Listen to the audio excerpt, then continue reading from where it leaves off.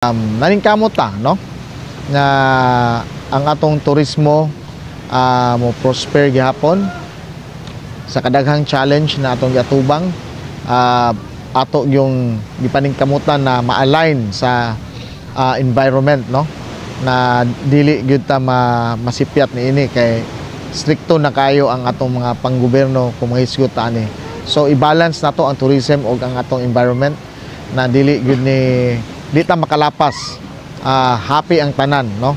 And I hope na mo kaning mga tao na mura og kibaw mo kog kanila mga posting, mga comments mura pang-pressure na aron abreg og ang maong whale shark no. And all the more na ato na nung gi stricto na nun kayo ang paghimo sa mga guidelines ani arong yung makita nila na seryoso ang gobyerno kabahin sa whale shark. So